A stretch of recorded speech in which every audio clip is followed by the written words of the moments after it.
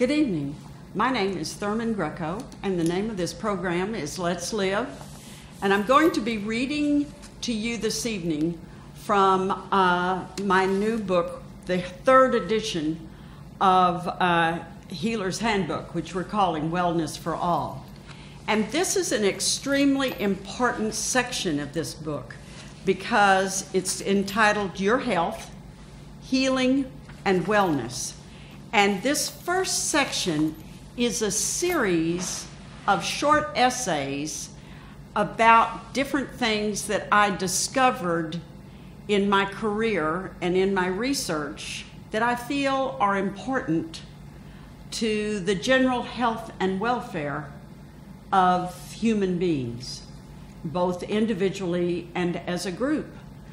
And when you start reading wellness books and you really get into wellness books, you're going to find this component in every one. Every person who writes a wellness book goes through a period, or most of the people who write wellness books go through a period where they are discovering the things that they feel are important. These are the things that are true for them. And so that's what I'm relaying to you. I'm opening my soul and my research and my heart and my memory in this part of the book. So the first chapter is entitled Your Health and Wellness. You and I are constantly bombarded with conflicting information about our health. What's good, what's bad. The bottom line is this. We are complex beings.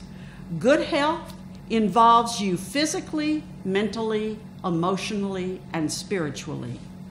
Kenneth McKechnie taught me to study health and wellness, which became a way of life for me.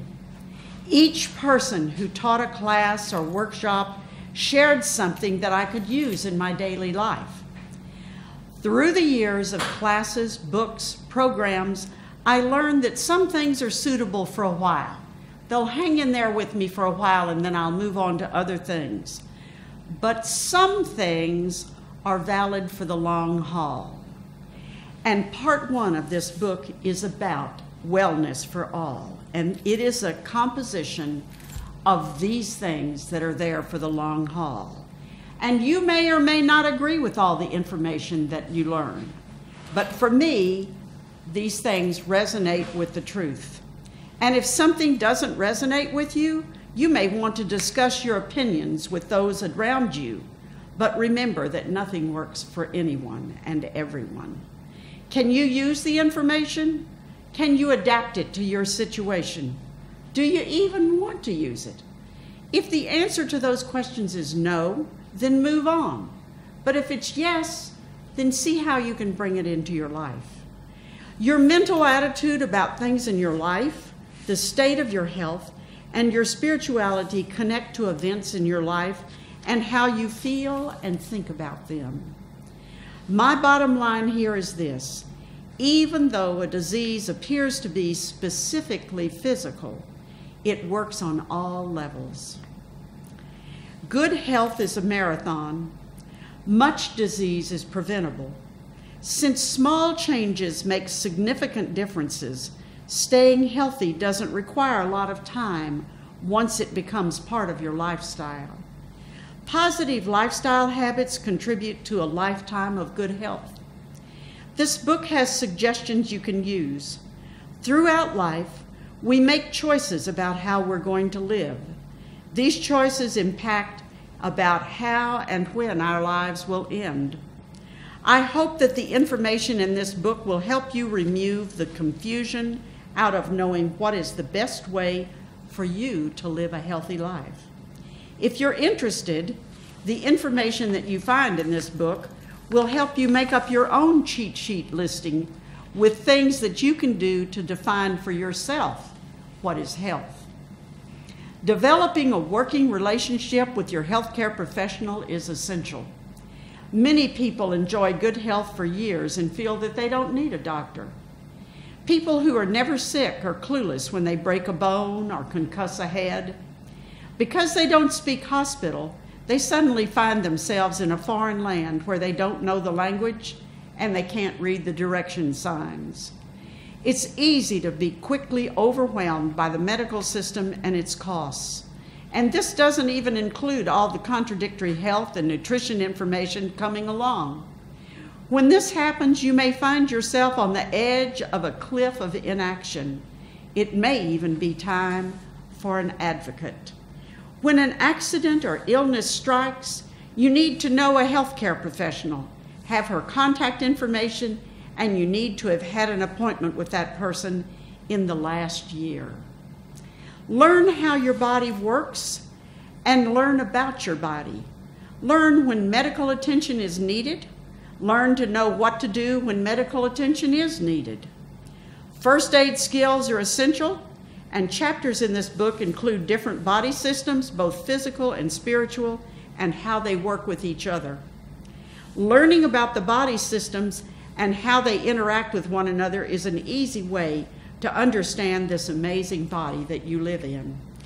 And you know that whenever I talk about this part of health, if it's a group of people in the audience, people begin to shake their heads because that's why they come to hear a reflexologist. People don't come to a reflexologist because they want to go to a doctor. They come to a reflexologist because they want the reflexologist to deal with the problem. But reflexologists have certain things that they do, and sometimes we do need a physician. Sometimes we do need a nurse practitioner. Sometimes we do need a physical therapist. Sometimes we need a chiropractor. So we have different needs based on our body. And here, recently, in the last few years, I have begun to hear more information about body systems as opposed to body parts. So this is a new way of thinking, actually, and that's why these future chapters about the body systems will be very interesting to you, because I do talk about how the different body parts interact and the different body systems interact, and how sometimes a body system will use a body part from another system, and the different ways that they interact that way. But to get back to the point, when I start talking about needing a physician, the people in the audience always begin to shake their heads. But I am reminded, and this has happened to me more than once, when a person that I know has fallen. And you know, sometimes when we fall, we can't really control what happens. And we end up breaking bones. And sometimes it's very difficult. And of course, times when we fall, falling down a flight of stairs can be very, very difficult on your body. And falling down a ladder, falling off of a ladder can really do some damage. And you can't just go home at that point because your bones are broken, and one, you can't get home. And second of all, you can't just patch it up on your own. You really do need to go, and you need to get the bones set. You need to figure out, do you have a concussion? You need to figure out what the situation is. Because if you have fallen and you have broken an arm of one side and a leg of the other side, you're in a world of hurt. And it has nothing to do with how healthy you are or not. You just were in an accident. If you were in a car wreck, if you fell down a flight of stairs, if you fell down a flight of stairs, that's an interesting thing, because you may feel that, well, I've got a lot of bruises and I've got what's going to be purple spots tomorrow, but I'm fine. And you don't know, because you don't know which one of your organs have been bruised as well as the outside part of the body. So there are times when you do need some medical care. And diseases learning about the body systems and how they interact with one another is easy to understand. Once you start learning these systems and how they interact, it's amazing. Your body is amazing. And it's also interesting. And diseases have several causes. Some are nutritional. Dietary deficiencies are the first dietary cause of health issues. Culprits include sugar, white flour, processed foods, and chemicals added to foods. Now, there's nothing new in this paragraph. I've known about sugar being bad. I've known about white flour. We've known about these things for many, many years. And yet, I know people, I interact with people all the time who eat this stuff, and they are not aware. You know, it's like there are some basic things in the refrigerator case of the grocery store that you just are. I am amazed when I see somebody reaching for them. And I am amazed when somebody eats a sandwich or something, and I look at it and I realize there's nothing in that sandwich that has any redeeming features at all. And this is a cause of disease, and there's still this disconnect. And this issue of white flour and processed food began in the 1950s. It didn't begin last week. So we've gone through a long period of time with dietary deficiencies. And Marge Durso taught us that half of our population has digestive issues. And so far, I have been unable to disprove that teaching. Many people with digestive issues have resigned themselves to living with them for the rest of their lives. Your body is made to heal your digestive issues because you have a built-in abdominal brain which communicates with your cranial brain when there's a problem. And this is where prebiotics and probiotics come in, and where modalities like Reiki and reflexology sessions and chakra balancing and other body work enter the picture.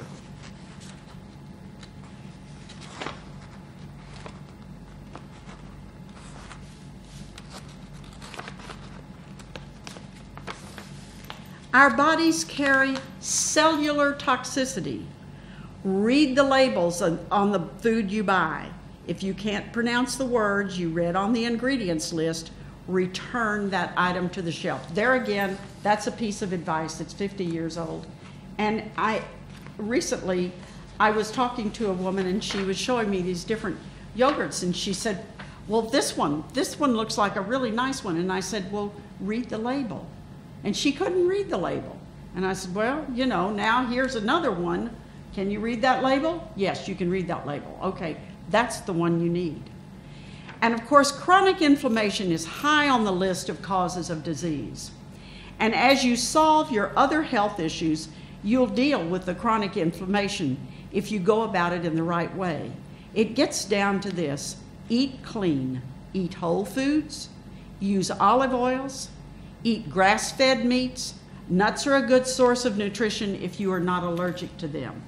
Now, when you start, if you decide, most of us have inflammation.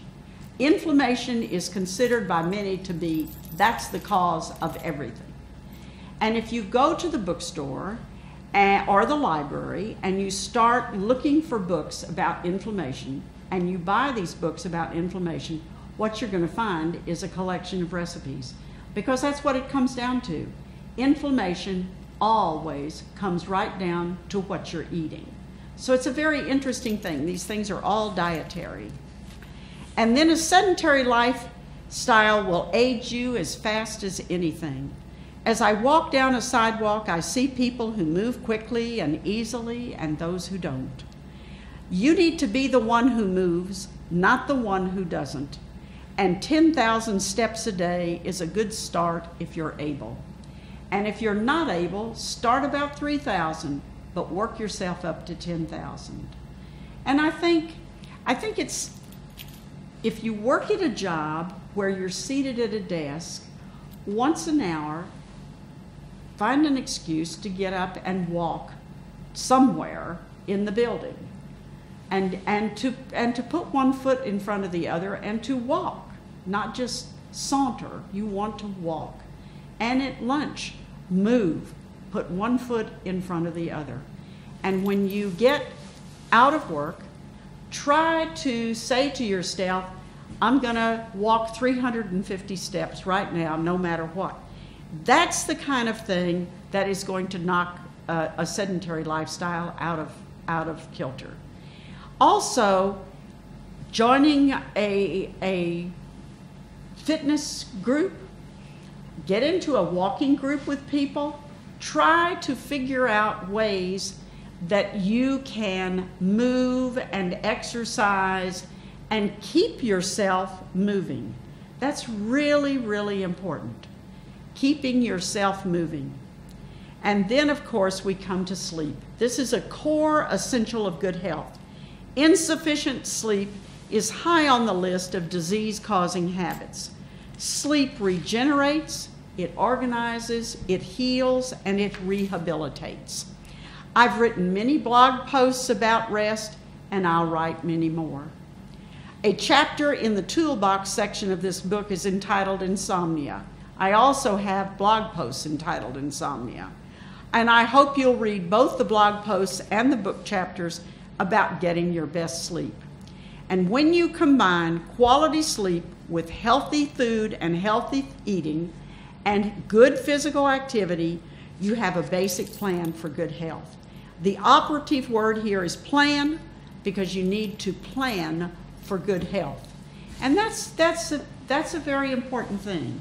As you go through this book, you're going to find different hints about ways that you can plan to be healthy.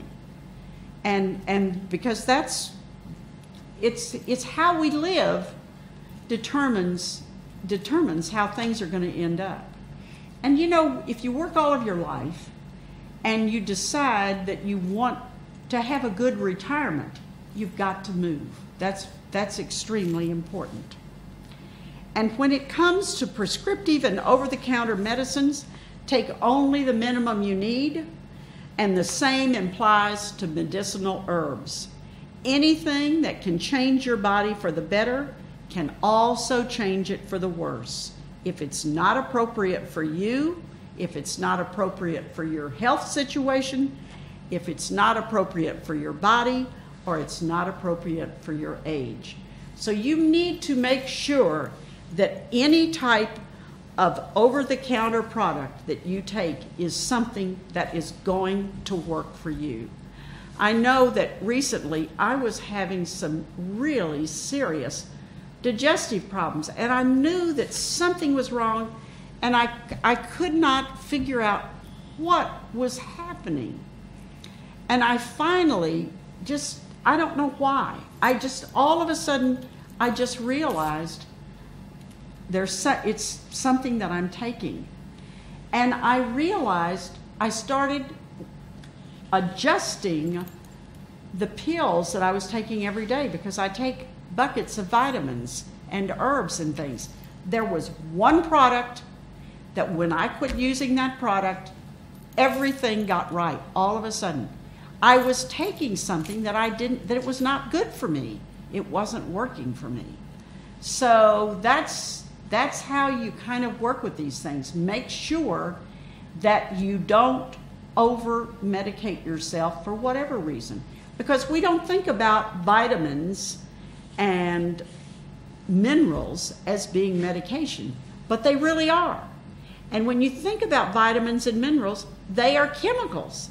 So here I talk at one part of the chapter about chronic inflammation, and I talk about cellular toxicity, and I talk about chemicals in your food, and then here we talk about prescriptive products, and we talk about vitamins and minerals, and that's what they are.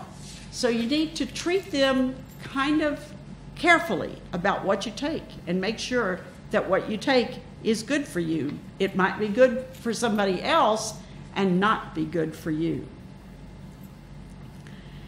We all need a reason to get up in the morning, every morning, so smiles are necessary for good health.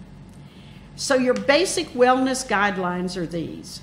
Good quality, nourishing food is essential. And this statement does not promote one diet for all. You will not have me stand up and tell you that you need to eat the following diet, a specific diet, because we're all different. So there are all kinds of diets, and you have to find the one that's best for you. The diet that nourishes you may not nourish me at all. And only one part of the above statement is one size for all, and that is good quality. So whatever diet you choose, stay away from the junk. See that what you eat does the best for your wellness, your health, and your body fitness.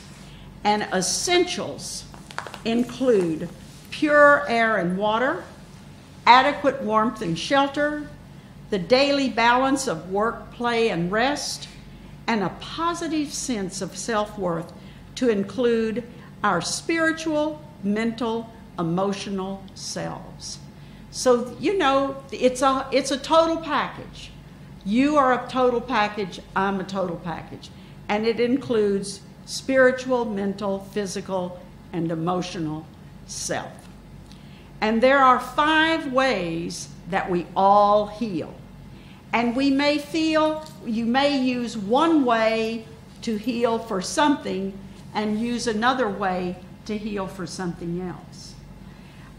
Healing is a physical, symbolic, mythical, energetic, and spiritual journey. And physical healing is undeniable. Your body fights disease by overcoming symptoms, boosting your body systems, and changing your DNA. Chiropractors heal on your physical level when they make adjustments. Physical therapists work on the physical level when they move muscles on your body. And physicians work on your physical level when they set bones or give you medication for pneumonia, for example. Mythical healing is working on your soul level.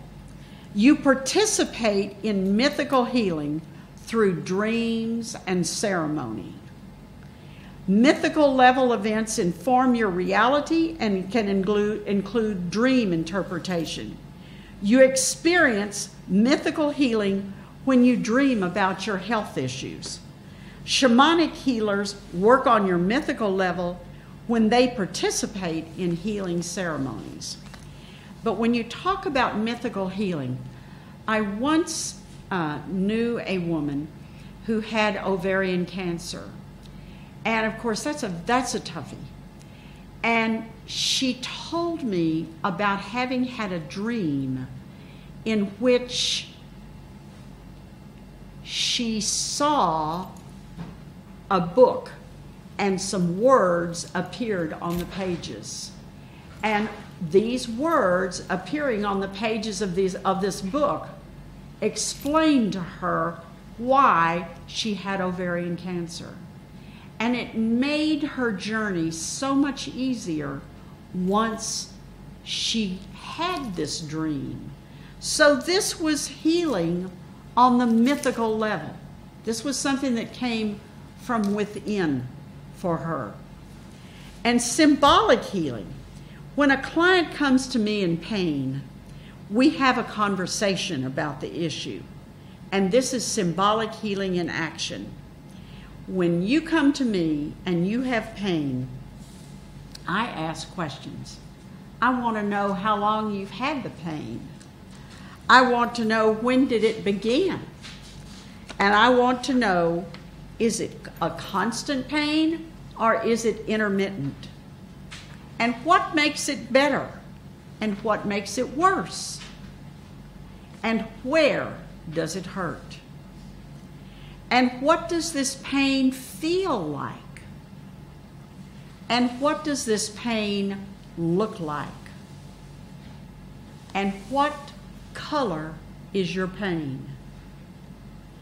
And what does your pain sound like?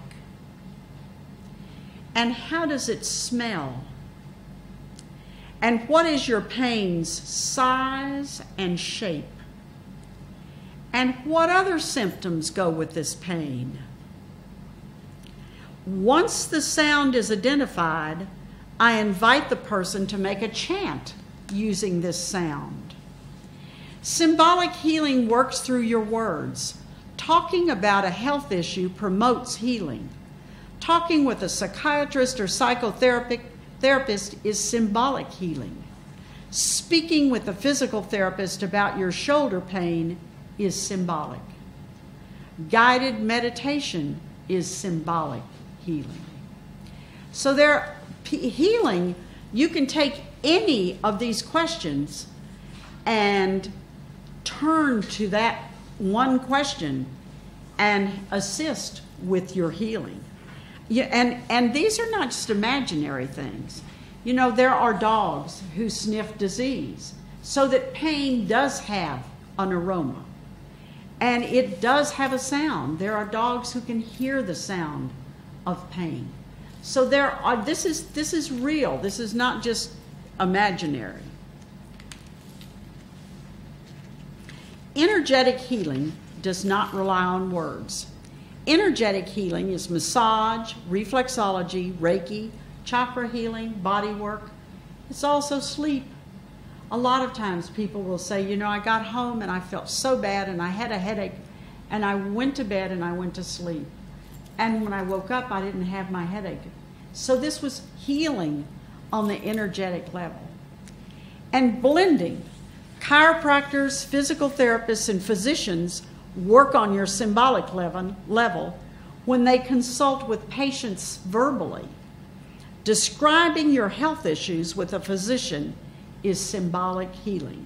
So you may use the same kind of healing with one person. You may use two different kinds. So you may go to a massage therapist for energetic healing, but in discussing it, you will be having symbolic healing. So there's different ways that you can combine the two. And now we come to good health is not that hard to achieve, really. And it really is not.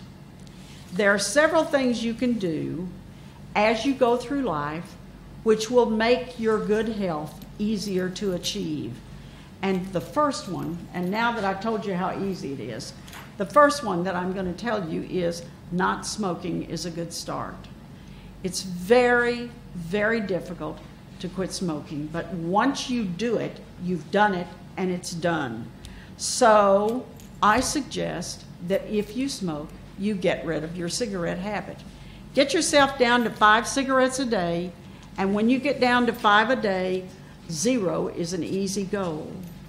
Try the gum that your pharmacy sells and join a smoker support group. Hypnotherapy and biofeedback both have successful results for many smokers. And the bottom line is this: do whatever you have to do to give up smoking.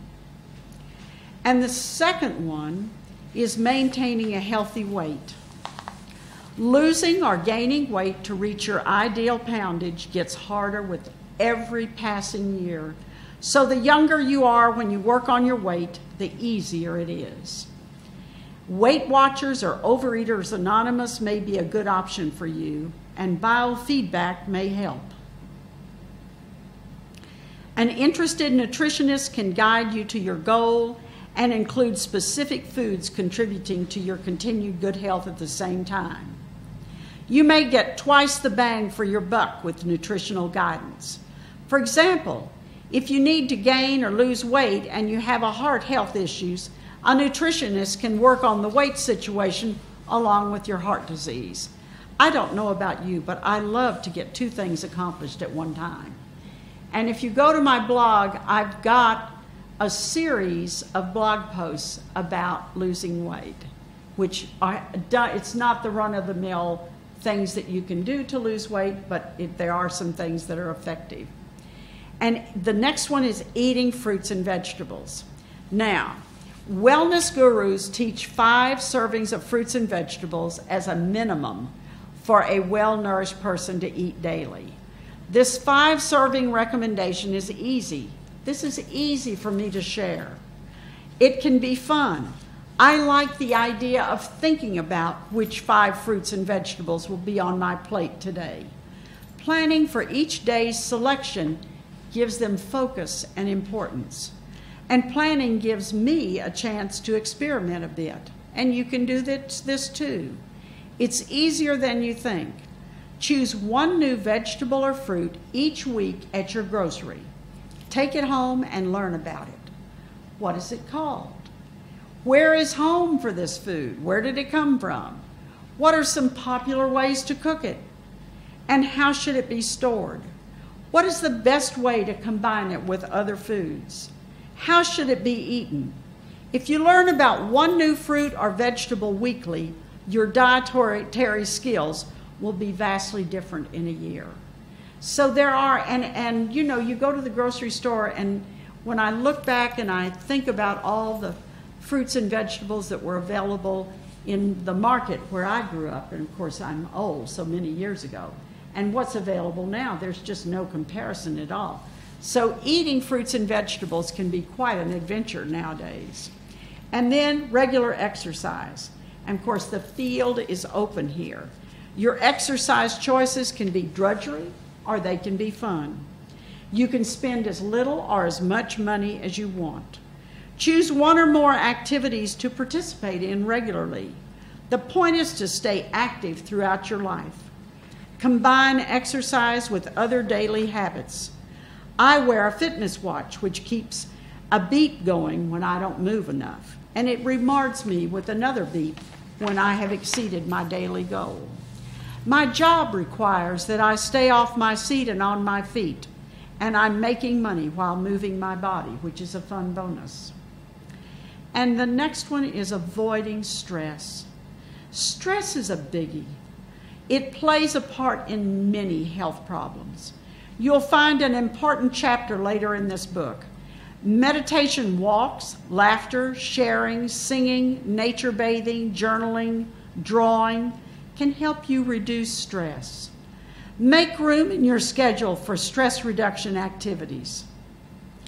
And you know, nowadays, I think even with the pandemic that we are allowed to go to the exercise club, and the monthly cost is not all that much. But if you cannot do that, you can just walk. You can go outside and just walk. Put one foot in front of the other and try to do it a little faster every day. So you include healing body work in your life.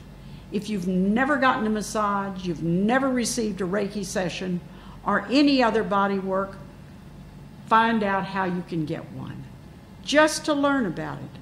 Go get a massage. Go get a reflexology session. Go get a Reiki session once. As time passes, schedule another session with a different healer. Schedule a reflexology session or other body work to celebrate an event, a birthday, anniversary, a good day at work, the spring equinox. In short, schedule healing bodywork sessions whenever you want. If you end up on a cruise, hang out at the spa instead of the bar. And after a while, you'll get inspired and you'll book regular sessions. Your body will thank you for the attention. Now, some people have a hard time connecting with this. It starts off, you go and you get one thing. And you may not be comfortable going to a spa. Ask around, find out who you know gives reflexology sessions or massage or Reiki or whatever, and go book that with that person. And then maybe you get a raise, or maybe you get it's your birthday, or maybe it's Valentine's Day, or maybe it's whatever. Instead of expecting flowers or asking for a gift, go get some kind of a session and keep trying different things. And if you happen to be fortunate enough to go on some kind of a vacation, then while you're on this vacation, go receive some kind of body work. I know that when I first started as a Reiki practitioner, and this was many years ago, I ended up in Connecticut, and it was winter, and I was in the Mystic, Connecticut area for a week. And there wasn't all that much going on. So what I did was I got on the phone and I booked a different Reiki session each day. And it was fascinating because I ventured in the area. I found places that I never would have found otherwise. and I enjoyed each one. So this is what one thing that you can do to learn about body work in your life. And the next thing you need to do is support yourself. And by that I mean do something nice for yourself each day.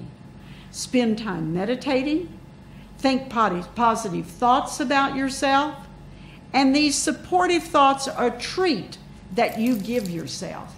You deserve these positive thoughts.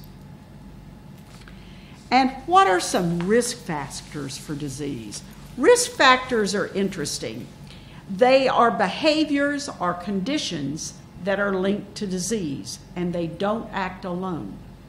Reacting with one another, they create their own synchronicity. Some diseases, such as cancer, rely on multiple risk factors, age, habits, family history, health conditions, and environment, to finally manifest themselves as diseases. But these same diseases can also develop without any known physical risk factors. So you have diseases that form as a result of the synchronicity, but then you have the same diseases that can form without this synchronicity. They can form because of the spirituality that is involved. And when disease strikes a body without risk factors, the risk factors are energetic and spiritual as opposed to physical. So what I am telling you is, when you have disease, there is a risk factor. It may not be a physical risk factor, but there is a risk factor. And what are some risk factors? Energetic risk factors include resentment, unprocessed hurt, anger, hatred, and grief. There are all kinds of different things that can support a disease. Whenever I run across a person who has, for example, suddenly come down with pneumonia, or they suddenly have got something that is in their respiratory area, I realize that they are experiencing some kind of grief in their lives. They would not be experiencing that kind of grief in their lives if it were not for this emotional factor that they are experiencing. And another risk factor is age. Age plays a part in many health issues throughout your life. Heart diseases and stroke take decades to develop. Children's diseases focus on the younger as the most vulnerable. And infants, children, and seniors populate emergency rooms and physicians' waiting rooms. The first time I went to an emergency room, I was in my 50s, and I had to take an older relative who was in her 80s, who had fallen. And she didn't really hurt herself, but I was concerned. So I took her to this emergency room, and I realized when I got in there with her, the place was packed with older people and little bitty kids. And I mentioned it to the physician, and he said, that's what we have. That's what comes to emergency rooms. So with diabetes, when you have diabetes, you're at the front line for a whole selection of diseases: stroke, heart attack, cataracts, glaucoma, peripheral artery disease, diabetic foot disease, and neuropathy. So there's a whole selection of things that you can get when you have diabetes. And diabetes does come definitely with older people. But it doesn't have to be. Diabetes can meet you at anywhere. And DNA testing is commonplace for certain types of health conditions. I look forward to the day when you get your DNA tested routinely before the disease becomes dangerous, not after you've found it or receiving drugs and trying to learn what other medical procedures are in your future. You know, it would be nice it would be nice if, for example, you felt like there was a disease that was running through your family. If you could, as a young person, get your DNA tested and find out what is it? How close are you to this disease? So it's very, very interesting if you could at least realize that there is a possibility that you could have a stroke, or there is a possibility that you might have Alzheimer's, because then you could do some things to try to stave it off. But just because a particular disease is in your family history doesn't mean that you're going to get that disease. But it's nice to be aware of it, and nice to know that, okay, there are certain things I can do to try to stay away from it. But you do need to learn about it, and you need to use your knowledge to fight it. Your DNA is not the sole culprit in every health issue you have. Your daily life plays a part in this too. Are you, for example, in a family where people die at 49? Do heart attacks strike with regularity? These can be spiritual events. This doesn't mean that you're destined to experience these events, but knowing that path is in your life doesn't mean that you have to take it. See, this is the important thing. Knowing that the path is there, knowing there is a possibility that you could have a stroke, or knowing there is a possibility that you could have a heart attack, or knowing there is a possibility that you could, for example, die at age 49, because everybody in your family all dies at 49. You may decide not to be one of those people that dies at 49. But do heart attacks strike with regularity?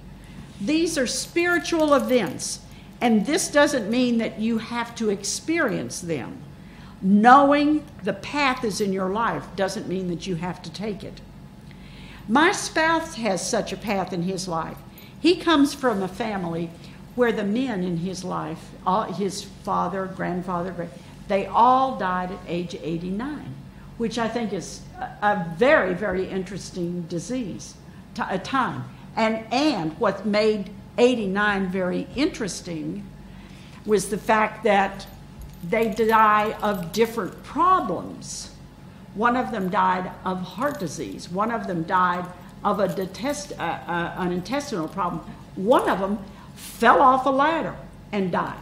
So, they don't all have the same thing, but they all die at age 89. So that is a spiritual situation.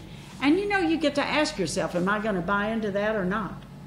So, it's knowing that a path is in your life doesn't mean that you have to take it. It does mean that you have an opportunity to explore your spiritual path in depth. So go for it. Whenever I get on the subject of inherited spiritual events, I'm reminded of a teacher who spoke about these events at great length. His name was Alberto Villoldo, and he's written at least 8 books. I'm sure he's written more, because when I studied under him, it was probably 20 years ago. He was teaching, and he had written 8 books then. So I'm sure he's written some more since then. So maybe you can connect with his teachings. So high blood pressure is both a treatable disease and a silent killer. No one needs to experience the complications of high blood pressure. High blood pressure needs treatment, and the medication is not expensive. It's a silent killer when left untreated. Do not ignore your lifestyle habits contributing to this condition, and do not ignore the problem. Take the medication. Same thing with high cholesterol. High cholesterol is a silent killer. Your body works better when your cholesterol scores are in the healthy range. Both proper diet and exercise are a factor here.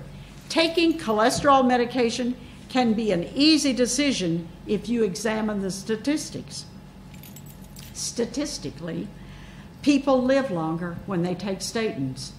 And yet I talk to people all the time who say, oh, statin, I can't take a statin. Oh, I can't say, well, hey, statistically, you're going to live longer. So give it a thought. And obesity is an epidemic. How? First, people don't move their bodies enough to process the calories that they consume. And second, many eat manufactured products that are not food at all, and our bodies cannot properly digest these chemical-laden products. And our sedentary lifestyles rob us of a lot. When I walk down a sidewalk, I notice those around me. Some walk rapidly, easily. Others move slowly and painfully. I want to ask them whether they liked moving their bodies when they were young. Some people are comfortable in their bodies and others are not. And I ask myself how I can communicate with a person who doesn't like to move or walk or run or play a game of some kind. How can I help them see their bodies in the future?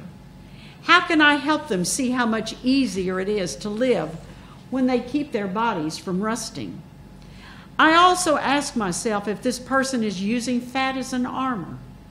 What are the spiritual issues involved in obesity?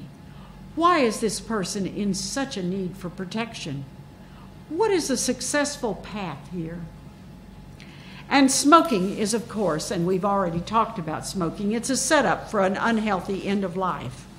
When I see a COPD sufferer struggle to breathe, I always wonder whether they think smoking was the right thing to do. But then, I'm sure that when a person begins to smoke, diseases like cancer, emphysema, and COPD are never on anyone's mind.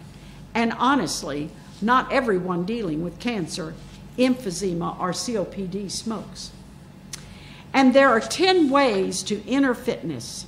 You can each have a spiritual center needing encouragement, support, and protection. Your inner core helps you travel through life with the fewest bumps possible. When encouragement, support, and protection are deficient in some way, you run a risk of losing your self-confidence. Give yourself a boost. Life is easier with a strong inner core. And of course, think positively. Put yourself in a positive frame of mind before you even get out of bed. Ask yourself, what makes me happy? How can I be happy today? Happiness is an option for you no matter how old you are, whether you are a man or a woman, no matter your race. Happiness does not care where you live or how many children you have. Education does not matter. There is no such thing as a PhD in happiness. Your physical condition has nothing to do with your happiness level. And in short, there are no excuses. Happiness is the one thing that anyone can achieve. Anyone. Listen to your body. When you listen, your body will tell you what you need. It will tell you what to keep, what to avoid, what to give away, and what to leave behind. Your body will never lie to you, and when you understand what your body says, you have a chance to heal your life. You can change your life if that is what you want. Tune into your body several times a day. Do you have a pain anywhere? Is your spine aligned? What is your energy level at this moment? Are you hungry, thirsty, tired, joyful? And make your good health a priority. When you value your good health, you value yourself. You believe you are a valuable person. You expect yourself to be in excellent health. Your thinking can change, your life can unstick itself, and so claim your wellness. Make friends with your emotional self. Your feelings are an opportunity. You can never expand or grow until you own up to the feelings your body is sending your way. They will help you release pain, extra weight, sorrow, and fear. When you release some of these painful things, you can experience joyful health, peace, and grounding. You'll find room in your spirit for a better quality of life. And connect with your community. Get a part-time job or a full-time job. Read a local paper. Use your library regularly and join a gardening or a reading club. Volunteer at a food pantry and participate in your local church or synagogue and teach someone to read. And include exercise of some kind every day. In 1513, Ponce de Leon discovered that the Fountain of Youth in what is now St. Augustine, Florida. And the Fountain of Youth still exists and keeps people everywhere healthy. There is at least one branch of it in your neighborhood, and it's located on a sidewalk or roadside where you can walk every day. And if that's not convenient with you, another nearby branch is in your local fitness center. You'll be much healthier when you visit your branch every day. And change your environment. Spend 15 to 20 minutes every day changing your environment, adopting a grounding and uplifting activity that can have ripple effects. This can include meditation, giving your pet dog or cat a massage, reading a book reserved for this time slot, decluttering your space, or staring out the window at nothingness. There are books written about this. Mostly they focus on doing one activity each day which you like. Reading one is a good idea if you need a starter boost. Decluttering is a bit of a fad now, and it's okay with me. This habit is positive and costs little. The activity is not so important. What's important is that when you complete this small task, you will have given yourself a refreshing, grounding break. You'll continue with your day feeling more positive and relaxed.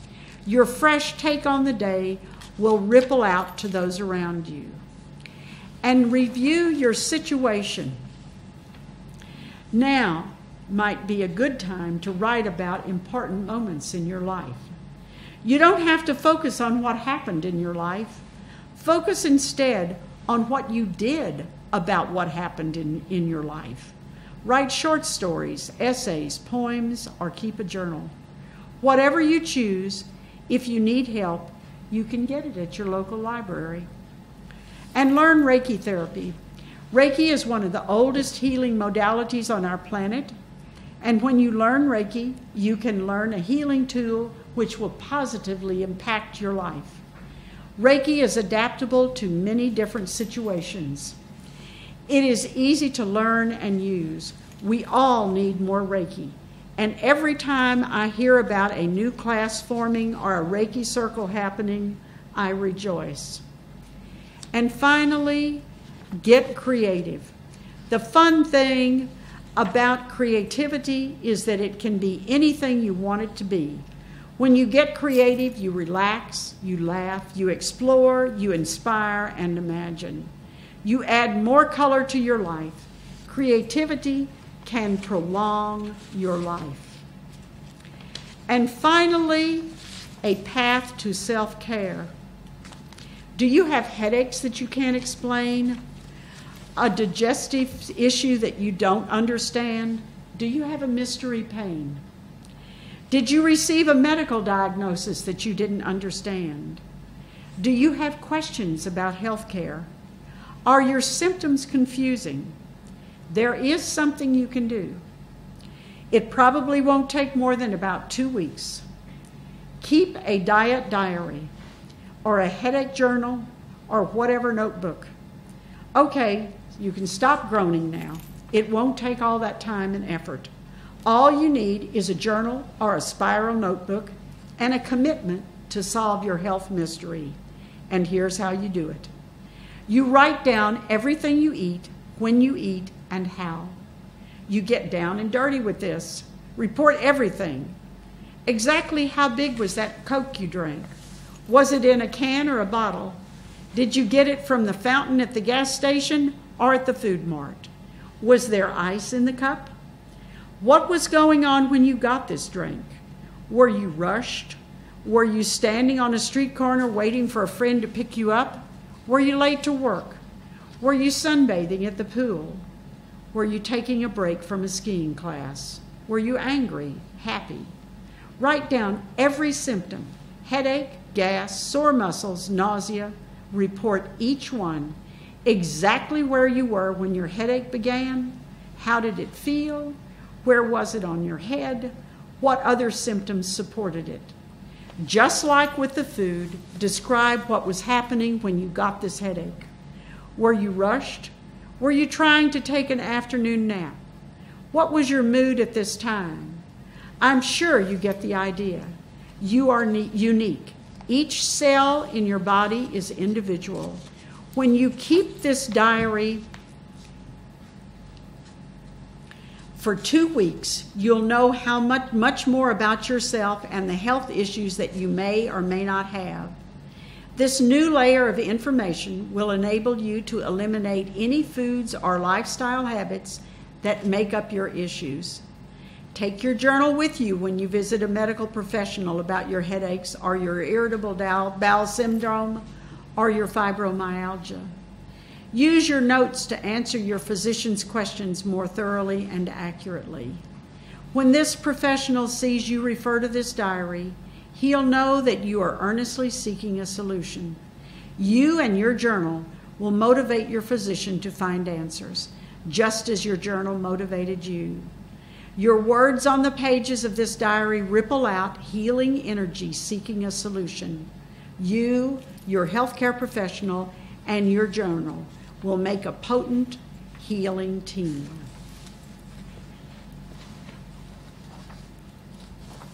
And finally, chew your food. If you spend much time or even a little time in the pages of this book, you will read Eat a Healthy Diet, written a dozen different ways. Somehow, somewhere along the way, you're going to try to figure out, what is a healthy diet anyway? The answer to that question, it depends. A healthy diet is different for every person. To complicate the situation, a healthy diet for a person continually changes. Marge Durso, my reflexology teacher, taught us the human body is different every single day because of cellular level changes we each experience based on our daily activities.